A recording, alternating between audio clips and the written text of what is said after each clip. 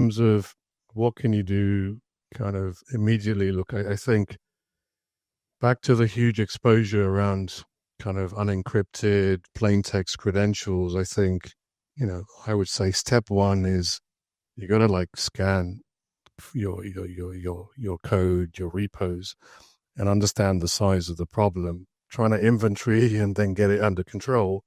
But I think most organizations will have a rude awakening when they try and understand what's out there, right? And sort of maybe some of the bad practices that are out there. I think also, there's a stat that says an average organization has roughly 300 plus SaaS integrations, right? So typically an organization will have no idea about those integrations or the credentials, API keys that are used.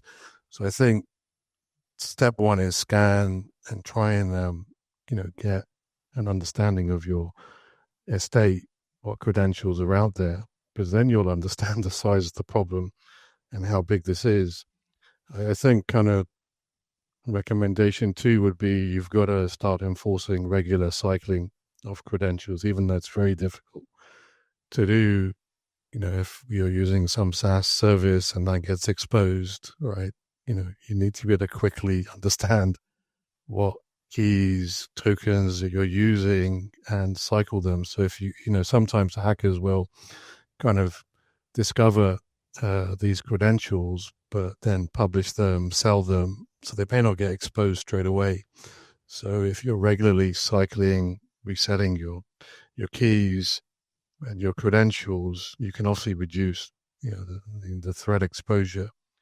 I think clearly we talked about hygiene, removing stale accounts is very important to reduce the surface area of risk. And then clearly putting in place some ITDR, detect and response kind of capabilities is quite important, but that's hard to do if you haven't got the plumbing in place. And that's where I guess many of the tools that have kind of sprung up in the last few years can really help sort of organizations sort of accelerate their sort of risk management, posture management around NHIs. Look, I think also the final thing I would say is you have to take a risk-based approach. This problem is so big. I would say it's probably the toughest problem an organization will face in terms of solving. One of my CISOs that I was working for a few years ago said, look, why can't we fix this problem in 1 year or 2 years?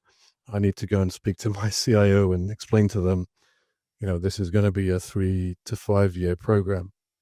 And I've written a number of white papers on this topic, but look, tackling NHIs affects your whole, life cycle, from life cycle management, SDLC, you got to secure your credentials. You need to scan, how do you provision the NHIs? How do you ensure, any passwords, if you're using them, aren't visible to humans? So this is a huge, huge problem. You cannot solve it overnight. You have to take a risk-based approach. You have to go for like whatever your highest risk accounts, the ones with the highest privilege, the applications that have the biggest exposure to the firm, and sort of come up with a kind of a risk-based approach to sort of tackling this. Hopefully look at bringing in some vendor solutions that can help accelerate, your getting control. But this is, for most organizations, going to be, a multi-year long journey. And, you've got then the issues around static credentials. And then I guess, can you do something better than static, which I guess maybe one of your next questions that may come up, right? Yeah. No, I think you're right? Because NHIs and if you combine that with AI, probably have so much information about our organization, even about personally about us.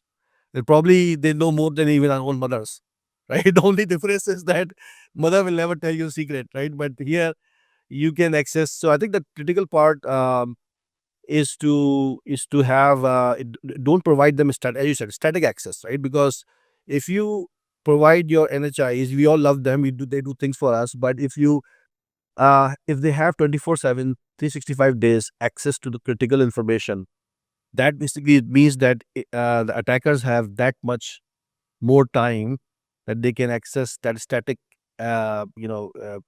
key, for example, and be able to access the information because they are scanning almost every day. And just in time, I think this is where just in time access to NHIs becomes so important. The having solutions which are in a cloud, especially in the cloud and AI world, modern solutions who can understand how to implement just in time, leveraging the native capabilities of the cloud, because you cannot also slow down the pace of your developers and data scientists, right? You need to make sure that it's agile, it's basically integrated as part of their workflows, right? Because at the end of the day, yeah, they want secure, but their focus is to deliver that project which is due last week, right? So they are looking for agility. At the same time, they also want security. So you provide just-in-time access to these new non-human identities as well. And this is where I think I would ask you this concept of zero standing privileges, CSP, right? Which basically, if you think about zero trust postures that people talk about, and there are multiple sub layers of zero trust postures, and within that, the zero trust privilege is another a pillar of zero trust, which comes for which basically ZSP recommends eliminating the standing accounts and implement just in time ephemeral access. So is this approach normally that gets used for HIs or human identities? Is this a similar approach that you would recommend for non-human identities as well? Yeah, look, great question. I think moving towards zero standing privilege model, zero trust, is clearly where we need to head as an industry.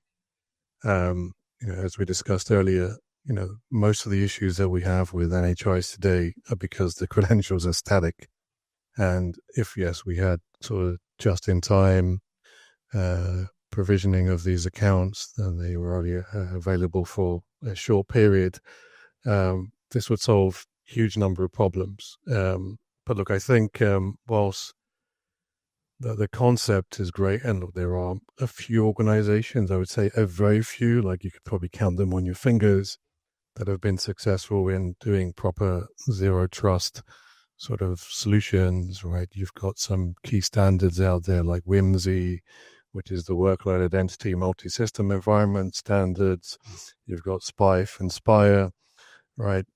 Which are kind of, taking us towards kind of more of a zero trust model. But I think these are very, very hard things to achieve, and need to be part of definitely your overall strategy of how you're going to solve this problem.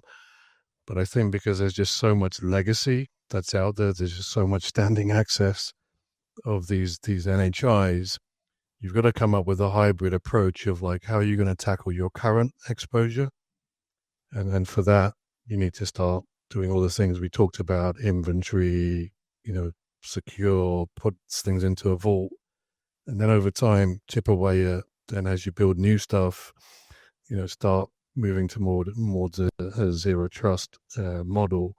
But again, it's a very, very early stage maturity, this space, relative to maybe the human space. And I think this is probably where, as an industry, we need to work together. And that's one of the reasons, we created the NHI community group. I realized we didn't actually talk much about the group. Maybe we'll talk about that in a minute. But I think whilst the vision of getting to zero trust and zero standing privileges is kind of where we want to be, it's not an easy journey, and I think it's going to be a very expensive journey to get there. So I think as an organization, you've got to think about how do you control the existing exposure, and then how are you going to move to more of a strategic posture going forward. Absolutely, I 100% agree, and I think I did a research. We did this about a few weeks ago, and zero trust identity and access, zero trust posture for identity is probably one of the highest search keyword in Google these days, right? So people are trying to learn, people are trying to make sure that they are aware of the challenges, risk, and I think more than that, they are looking for prescriptive, actionable guidance. Okay, I understand it, but tell me what to do. And this is where I think your group, non-human entities, maybe we could talk about this. It can help, right? That tell us about the problems, but also, what are two things I can do this year? What are three things I can do next year? So at least I can start to reduce the blast radius and start to secure my environment. Maybe talk about your group as well. Yeah, look, why did I create the group? So we created it about 7 months ago now, and it's been a bit of a whirlwind since then. I kind of realized after having run these programs at various orgs, I got involved in sort of a startup that was doing sort of NHIs as an advisor. And it sort of opened my eyes to what was going on in the industry. There's been like 300 million plus in VC funding this year in the various sort of startups that are building solutions. So clearly the industry is concerned about this huge exposure, huge investments going in. CISOs are concerned. But when I looked at sort of what was going on in the market, if I was a customer trying to understand how do I even start thinking about this problem, how do I learn about it, look, my CISO was lucky that they had me already on board, that I could start the program running immediately from my experience. But there's not many people, I would say, in the industry that have got hands-on practitioner experience in solving these problems. So I first thought, let's create a LinkedIn group, which is called the Non-Human Identity Management Group.